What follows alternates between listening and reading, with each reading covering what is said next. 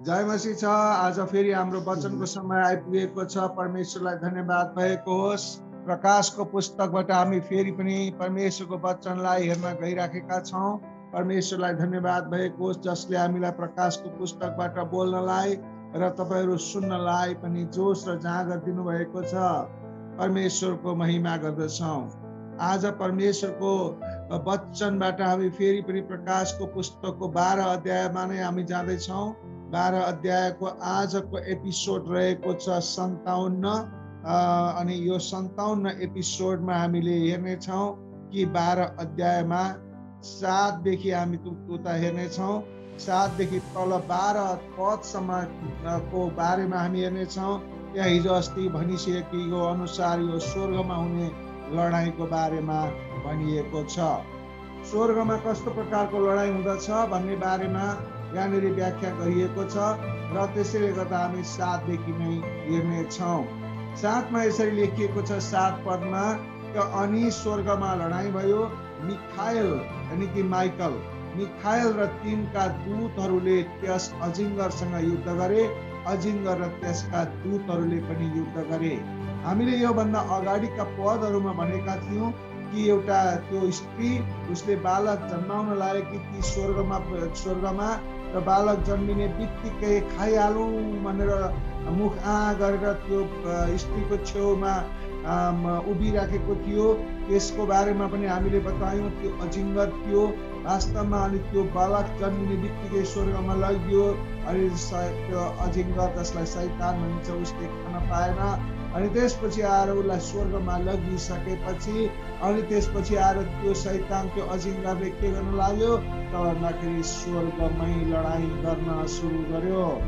अनि स्वर्गमा लडाईँ सुरु भयो र स्वर्गमा लडाईँ अनि दूतहरूको बीचमा भएको कुराहरू हामी पाउँदछौँ। प्रमुख स्वर्गदूत मिखाएल परमेश्वरको युद्ध गर्ने दूतहरूका अगुवा हो भन्ने कुरा यहुदाको 9 अध्यायबाट पनि हामीले थाहा पाउँदछौँ। तिनी इजरायलको विशेष सुरक्षा गर्ने पनि हुन् भन्ने कुरा दानियलको 10 को 13 र 21 पदबाट हामी पाउँदछौँ भने दानियलको 12 को 1 मा पनि यो कुरा लेखिएको छ। र यहाँ लडाईँ भएको चाहिँ कोसँग छ र त भन्दा मिखाएल अथवा माइकल स्वर्गदूत र उसका दूतहरू अनि त्यस्तै गरिकन यो अजिङ्गर जो दूत छ त्यस र त्यसका दूतहरूको बीचमा लडाईँ भइराखेको अवस्था छ। जो पतन नभएका तिनीहरू को हुन् त भन्दाखेरि पतन नभएका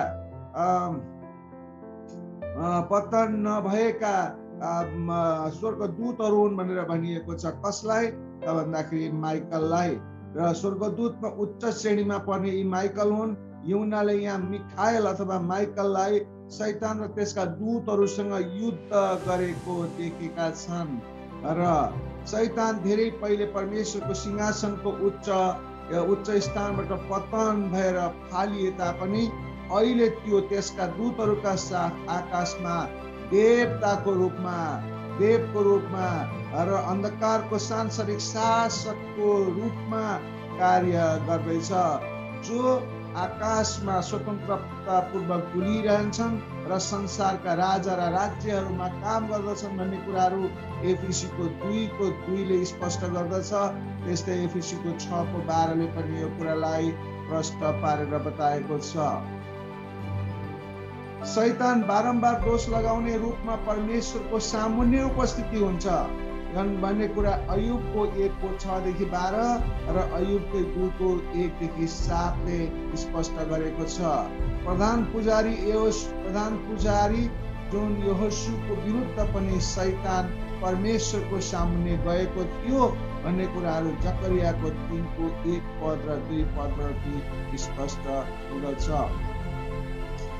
अब हामी हेर्नेछौँ घटनामा कस्तो रूप परिवर्तन हुन्छ भनेर। यस घटनापछि यो रूप परिवर्तन भएको छ र शैतान र त्यसका दूतहरूले अब स्वर्गमा विद्रोह गरिरहन पाउने छैनन्। अब जुन घटना घटेको छ लडाईँ छ त्यो लडाईँको रूप चाहिँ कस्तो परिवर्तन हुन्छ त भन्दाखेरि अब अहिले त ऊ स्वर्गमा पृथ्वीमा जहाँ पनि जान आउन पाउँछ। तर यो अन्तिमको लडाईँपछि चाहिँ के हुनेछ?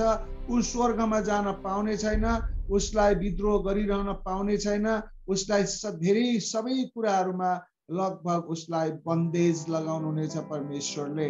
तर अहिले चाहिँ उफुर्तीका साथ स्वर्गदेखि पृथ्वीसँग बुर्कुसी मार्दै कुद्दछ।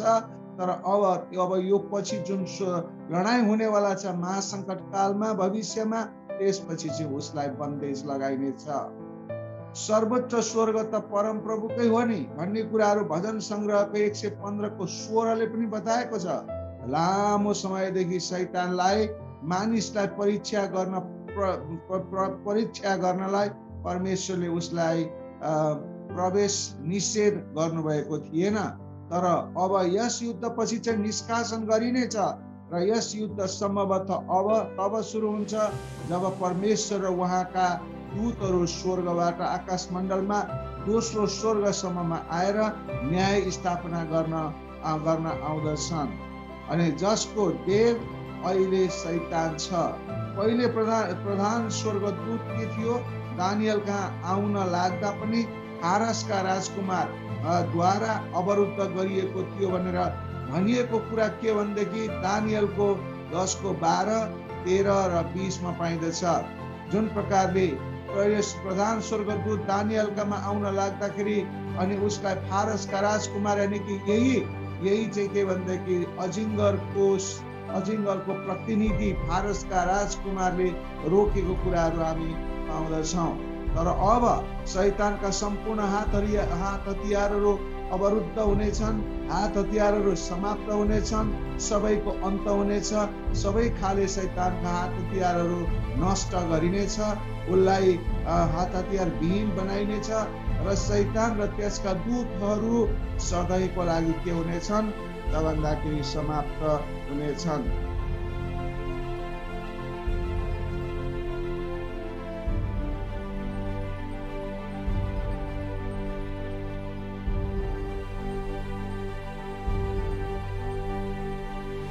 शैतानका जुन प्रकारका हात हतियारहरू समाप्त हुनेछन् र शैतान पराजय हुनेछ।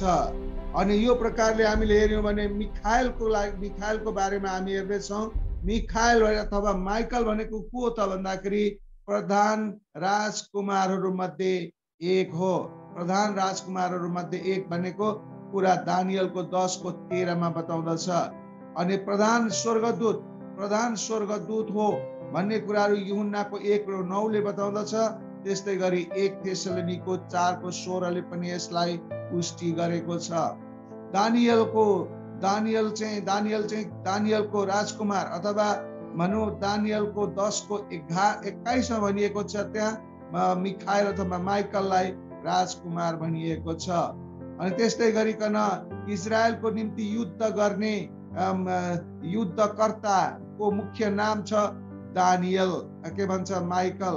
यो चाहिँ दानियलको 12 को 1 मा भनिएको छ। अनि मूसाको शरीरको लागि युद्ध गरेको कसले त भन्दा माइकलले। यो कुरा यहुदाको 9 अध्यायमा लेखिएको छ। परमेश्वरको युद्धमा लडाईँ गर्ने को माइकल, त्यो चाहिँ जकरियाको 14 को 3 मा, गन्तीको 21 को 14 मा भनिएको छ। यसको मतलब के भन्न खोजिएको त यहाँ भन्दाखेरि माइकल स्वर्गमा भएको प्रमुख लडाकु स्वर्गदूतहरू मध्येको प्रमुख चाहिँ के भनेदेखि स्वर्गदूत हो, जसलाई अङ्ग्रेजीमा आर्चेङ्गल पनि भनिन्छ। आर्चेङ्गल भनेको स्वर्गदूतहरूमा सबैभन्दा श्रेष्ठ अथवा प्रमुख स्वर्गदूत भनेर भनिँदछ। आर्चेङ्गल भनेको गाब्रिएललाई पनि भनिन्छ, माइकललाई पनि भनिन्छ, अनि लुसिफर पनि आर्चेङ्गल नै थियो। र त्यसले गर्दाखेरि यहाँ माइकल यति शक्तिशाली छ किनभने तपाईँले यहाँ स्क्रिनमा हेर्न पनि सक्नुहुँदछ। हिजो भनेको जुन प्रकारको ड्रागन थियो, अनि योभन्दा अगाडिको एपिसोडमा 56 एपिसोडमा व्याख्या गरेको जुन ड्रागन, त्यो एकदमै शक्तिशाली ड्रागन थियो, अजिङ्गर थियो। त्यो अजिङ्गर भयङ्कर शक्ति भएको अजिङ्गर थियो। अब त्यो अजिङ्गरलाई पनि त्यो बालकलाई खान पाइन भनेर स्वर्गमा लडाईँ गर्न गएको कारणले गर्दाखेरि अनि माइकलले उसमाथि लडाईँ गर्दै गर्दै अनि माइकलले उसलाई के गरेको थियो त भन्दा कारबाहीमा पारेको थियो। के गरेको थियो त, कस्तो अवस्था भयो त त्यो ड्रागनलाई के गरे त माइकलले भन्ने कुराहरू हामी हेर्नेछौँ। अनि 8 मा भनिएको छ, तर यिनीहरू हारे र यिनीहरूका निम्ति स्वर्गमा कुनै ठाउँ रहेन, कुनै पनि ठाउँ रहेन। अब हार्ने कुराहरू त्यहाँ भएको छ। माइकलले यो ड्रागनलाई यानि कि यो अजिङ्गरलाई के गर्नेछ? सदाको लागि त्यसमाथि विजय प्राप्त गर्ने कुराहरू यहाँ हामी देख्दछौँ। शैतान र त्यसका दूतहरूको शक्ति थोरै भयो र तिनीहरू हारे अनि स्वर्गबाट फालिए। अब शैतानलाई स्वर्गमा कुनै स्थान छैन भन्ने कुराहरू यो भविष्यमा हुने कुराहरू हो। महासङ्कट कालको समयको अवस्थामा यो कुराहरू हुँदछ अनि महासङ्कटको अवस्थामा यो कुरा हुँदछ। अहिले महासङ्कट काल आएको छैन तर भविष्यमा यो हुनेछ भनेर यहाँ वचनमा भनिएको छ भन्ने कुराहरू प्रकाशको 20:11ले पनि स्पष्ट गर्दछ। त्यस्तै दानियलको पुस्तकले पनि, दानियलको पुस्तकको 2:25 अनि जकरिया 10:10ले पनि अनि अय्युबको 1देखि 2 अध्यायले पनि यो कुरालाई स्पष्ट गरेको छ। शैतानलाई तिनी नै स्वर्गमा प्रवेश निषेध गरिएको हुनेछ अनि परमेश्वरले अब त्यसपछि जहिले माइकलले स्वर्ग त्यो अजिङ्गरलाई जित्नेछ, त्यसपछि आएर के हुनेछ? शैतानले विश्वासीहरूको विरुद्ध गर्ने छ अनि त्यसपछि विश्वासीहरूको विरुद्धमा उसले गरेका जुन दोषका कुराहरू छन् परमेश्वरले त्यसपछि सुन्नुहुने छैन।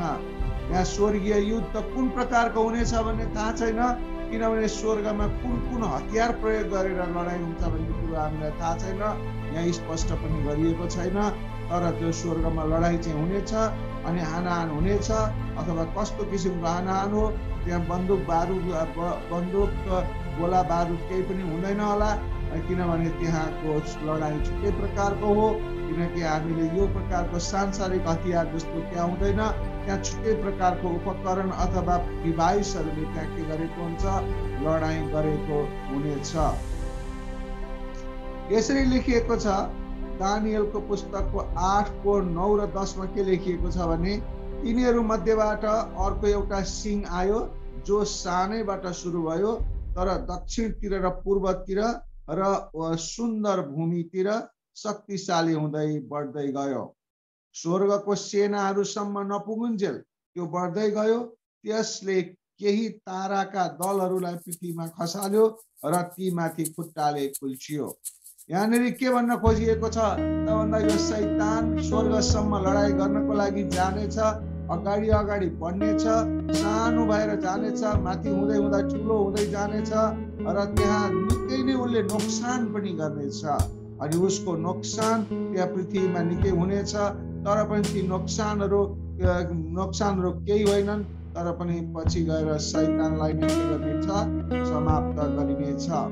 अब यहाँ हेर्नु शैतानका चलाखीहरूका योजनाहरू कस्ता छन् त? शैतानले चलाखीपूर्ण तरिकाले योजनाहरू गर्दछ आफू जित्नको लागि र उत्पत्तिदेखि नै शैतानले यो कोसिस जारी गरेको गरिछ। उसको एउटै मात्रै कोसिस छ कि कसरी परमेश्वरको राज्यलाई अनि यसले उत्पत्तिदेखि नै कस्तो किसिमको काम गरेको छ, कस्तो किसिमको चलाखीपूर्ण योजनाहरू गरेको छ। उसले भन्दाखेरि सबभन्दा पहिला कहीनद्वारा हाबिलको हत्या गरायो। उत्पत्ति 4बाट हामी हेर्दछौँ कहीनद्वारा कहीनलाई प्रयोग गरेर हाबिलको हत्या गरायो।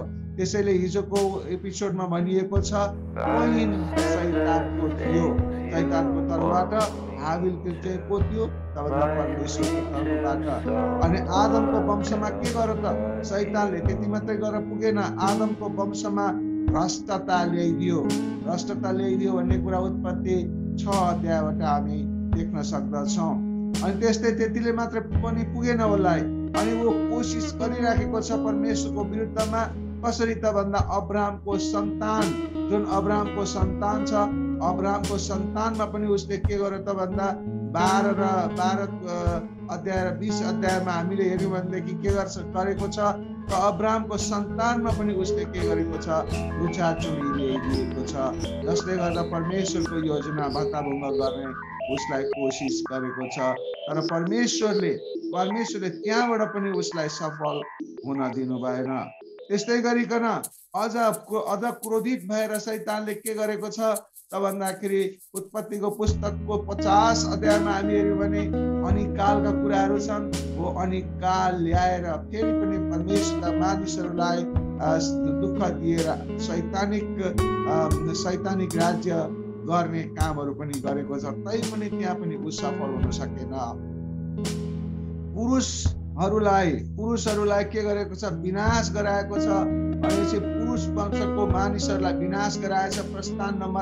प्रस्थानको अध्याय 1बाट छ। अनि त्यसपछि गरिकन प्रस्थान 14मा भनिएको छ, फारोलाई जुन प्रकारको उसले प्रयोग गरेको छ, परमेश्वरले 9 विपत्ति पठाउँदा समेत उसले, शैतानले, अजिङ्गरले फारोलाई प्रयोग गरेर तस नमस भएको छ। अनि 10औँबाट हारेर भागेको छ। अनि त्यस्तै गरिकन हामी उत्पत्ति 12को 6मा हेर्ने हो भनेदेखि पनि कनानमा भएका मानिसहरूमा पनि उसले, कनानीहरूमा पनि समस्या ल्याएको छ। अनि त्यस्तै गरिकन दाउदको वंशको विरुद्धमा पनि लागेको भन्ने कुरा हामी 2 सामुएल 7 अध्यायमा पाउँदछौँ। शैतानले परमेश्वरको योजनालाई विफल पार्न इजरायल राष्ट्र र मसीहको वंशलाई विनाश गर्न खोजेको थियो। त्यसका केही उदाहरणहरू हामी हेर्न सक्दछौँ। तिनीहरू कुन हुन् त? कुन तरिकाले इजरायललाई नाश गर्न र मसीहको वंशलाई नाश गर्न उसले कसरी कोसिस गर्यो त? हामी हेर्दछौँ यहोरामले आफ्नो दाजुलाई हत्या गर्दछन्।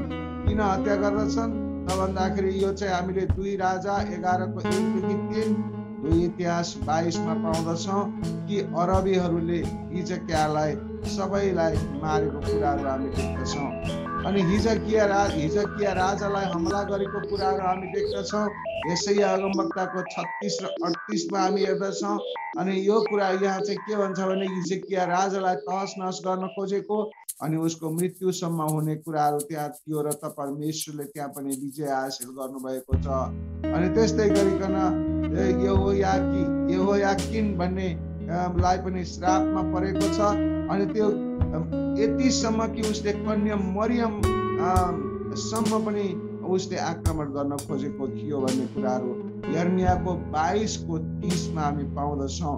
अनि यति मात्र होइन, एस्तर 3 अध्यायबाट पनि हामी हेर्न सक्दछौँ। अनि शैतानले हामान भन्ने मानिसलाई प्रयोग गरेर सबै यहुदीहरूलाई काम तमाम गर्ने, समाप्त गर्ने उसले विचार गरेको थियो। त्यस्तै गरिकन यो त पुरानो नियममा उसका योजनाहरू भए। नयाँ नियममा, नयाँ करारमा पनि उसले योजनाहरू गरेको कुराहरू हामी देख्दछौँ। मत्ती 1 अध्यायमा हेर्यौँ भने योसेफले मरियमलाई स्वीकार गर्न डराएको कुराहरू, त्यो डरको आत्मा त्यहाँ हालिदिएको थियो। अनि त्यस्तै गरी मत्ती 2मा हामी हेर्यौँ भनेदेखि हेरोदले चाहिँ शैतानिक प्रयास गरेको थियो। त्यस्तै लुकाको 4 अध्यायमा हेर्यौँ भने नासरतमा चाहिँ के भएको थियो त भन्दाखेरि परीक्षा भएको थियो। त्यस्तै गरिकन अनि मत्ती 4 अध्याय र लुका 8 अध्यायबाट भन्दछ 2 छालहरू, समुद्रका छालहरू पनि शैतानिक रूपमा त्यहाँनिर परमेश्वरको योजनालाई नष्ट गर्नलाई आएका थिए, तर त्यो बेला पनि वो सफल हुन सकेन। अब सङ्कटकालको यस समयमा के हुनेछ त भन्दाखेरि सङ्कटकालको समयमा पनि शैतानले अझै प्रयास जारी गर्नेछ, अन्तिम प्रयासले जारी गर्नेछ। यो 13 अध्यायमा हामी पछि हेर्नेछौँ। र हामीले हाम्रो जीवनमा यस्ता दुष्टहरूको शक्तिको विरुद्ध लडाइँ गर्ने हात हतियारहरू धारण गर्नुपर्छ है भनेर एफिसीको पुस्तकको 6को 10 देखि 18सम्म परमेश्वरले त्यसै कारणले हात हतियारहरू धारण गर, यो शैतान एकदम बलवान छ, तिमीहरू होसियार बस, हात हतियार धारण गरेर बस भनेर भनिएको अवस्था छ। जसले परमेश्वरको हात हतियारहरू, परमेश्वरले दिनुभएको आत्मिक हात हतियारहरू धारण गर्दैन, उसलाई त्यो शैतानले आक्रमण गरेर आफ्नो बनाउँदछ। र त्यसैले गर्दा हामी होसियार हुनु पर्दछ। र 9 पदमा चाहिँ के भन्दछ भनेदेखि त्यो ठुलो अजिङ्गर तल फालियो। अनि के गरियो त भन्दा त्यो प्राचीन सर्प जो सारा संसारलाई बहकाउने दियाबलस वा शैतान हो, त्यो पृथ्वीमा फ्याँकियो र त्यसका दूतहरू त्यसका साथसाथै फ्याँकिए। कहाँबाट फ्याँकिए? स्वर्गबाट फ्याँकिए। किन स्वर्गबाट फ्याँकिए? किनभने उनीहरू अहिले यसको अवस्थामा स्वर्गबाट पृथ्वीमा जाने, उनीहरूलाई एक्सेस यानि कि जाने आउने उनीहरूलाई अनुमति छ। अनि अब त्यसपछि चाहिँ जुन यो जुन महासङ्कट कालको समय भनेको त्यसको अन्तिम समय हो। त्यो बेलामा उसले लडाइँ गर्न जाँदैछ र त्यसलाई अनि फालिनेछ स्वर्गमा, र अनि त्यसपछि अनुमति निषेध गरिनेछ स्वर्गमा प्रवेश गर्नलाई। र त्यसैले गर्दाखेरि चाहिँ के त भन्दाखेरि जुन अजिङ्गर छ यो ठुलो अजिङ्गर हिंसात्मक र क्रूर छ। हिंसात्मक क्रूर पनि छ, एकदम हिंसात्मक छ, अनि पापी पनि छ, अनि छली पनि छ। यो प्राचीन सर्पले लामो समयदेखि यसको धूर्तता चलाखीपन जनाउँदछ भन्ने कुरा प्रकाशको 20को 2मा बताएको छ। अनि यसको चलाखी र धूर्तताको बारेमा उत्पत्तिको 3को 1देखि 5मा पनि हामी हेर्न पाउँदछौँ, जसलाई 2 कोरिन्थी 11को 3ले प्रमाणित गरेको छ। शैतानको यस नामले सुरुका शताब्दीहरूका मानिसहरूलाई के गर्नेछ? ठुलो प्रभाव पारेको थियो। सुरुका शताब्दीका मानिसहरूलाई प्राचीन समयमा एक प्रख्यात र सबैले घृणा गर्ने व्यक्ति थियो। यो एकजना व्यक्ति जसलाई डिलेटर भनिन्छ। अनि हो त्यो डिलेटरले के गर्थ्यो त भन्दा मानिसहरूलाई दोस्याउने, होच्याउने अनि खिस्याउने कामहरू गर्ने एकजना मानिस थियो डिलेटर भन्ने प्राचीन समयमा। अनि त्यस्तै काम यो शैतानले पनि गर्दछ। शैतानको अर्थ पनि विरोध गर्ने हो भन्ने कुरा यसभन्दा अगाडि हामीले सिकिसकेका छौँ। यसले सम्पूर्ण संसारलाई छल गर्नेछ र त्यो सम्पूर्ण रूपमा छलले भरिएको छ। उसले छल गर्नु, ठग्नु अनि परमेश्वरको राज्य विस्तार गर्नेलाई बिगार्नु, डिस्टर्ब गर्नु बाहेक अर्को कुरो केही पनि गर्दैन। शैतान स्वर्गबाट फालिएकोले अब पृथ्वीमा आएको हुनेछ र जहाँ 3.5 वर्षको महासङ्कटको अवधिमा असाधारण शैतानिक कार्यहरू हुँदछन्। त्यो महासङ्कटको कालको समय चाहिँ 3.5 वर्षको हुनेछ। 7 वर्षको अवधिमा 3.5 वर्षको हुनेछ। त्यो बेलामा चाहिँ शैतानले एकदमै ठुला कामहरू गर्नेछ अनि एकदमै अचम्मले मानिसहरूलाई सताउनेछ। अब हामीले हेर्यौँ भने यो प्रकाशको 12को 9 पद प्रकाशको पुस्तकको बिचको पद हो भनेर हामी बुझ्न सक्दछौँ। यस घटनाले के जनाउँदछ त भन्दा सङ्कट कालको मध्य भागलाई सङ्केत गरेको छ।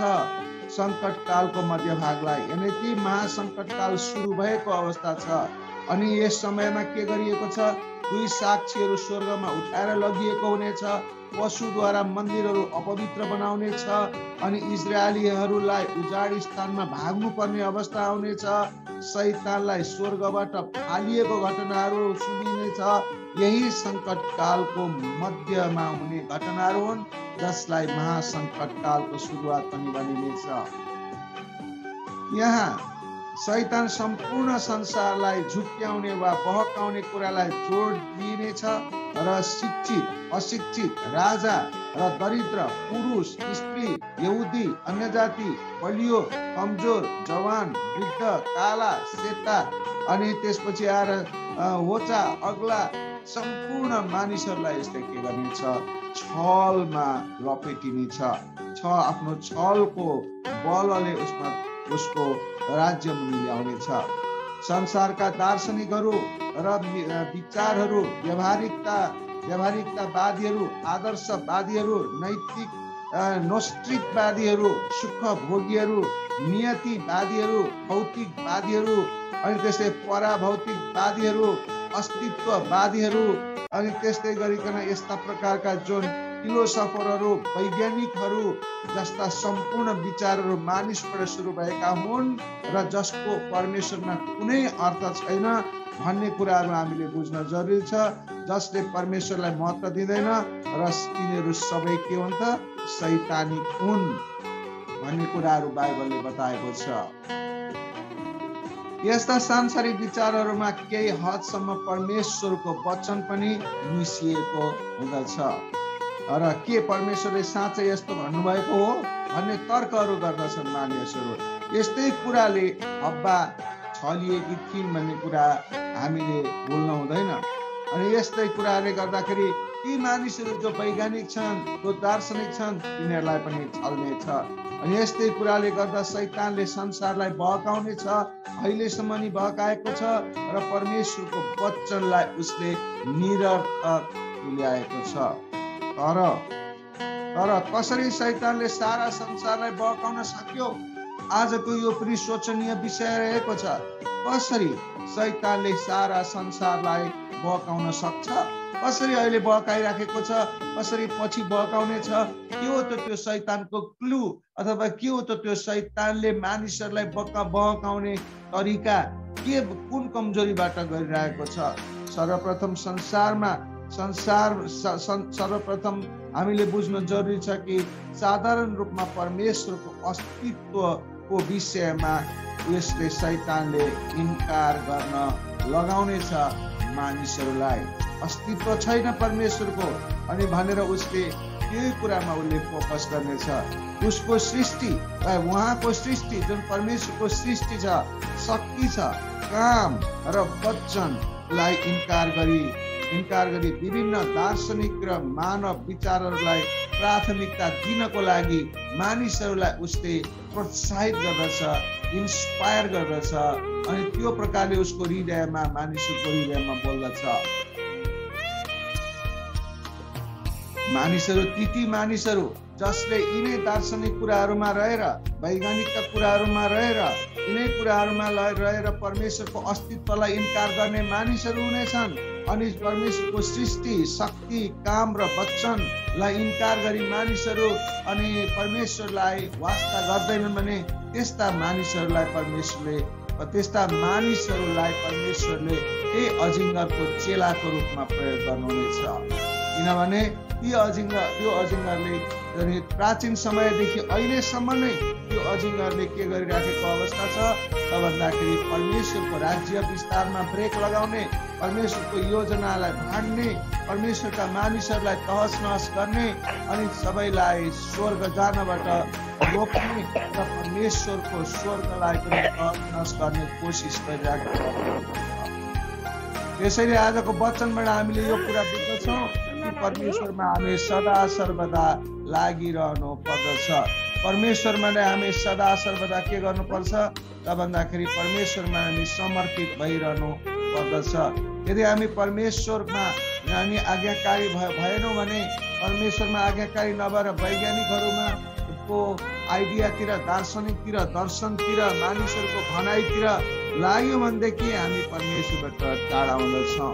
हो त्यो त लाग्ने, बुझ्ने, तर परमेश्वरमा नै विश्वास गर्ने कामहरू गर्नुपर्दछ।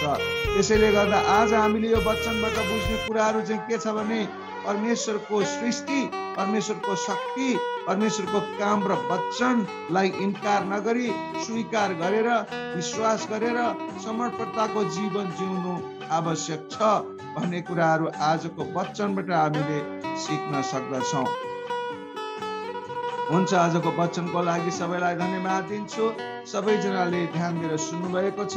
मलाई लाग्छ परमेश्वरले यो वचन सुनुवाइबाट प्रशस्त मात्रामा तपाईँलाई आशिष दिनुहुनेछ भन्ने कुराहरू विश्वास गर्दछु। सबैलाई जय मसीह। God bless you.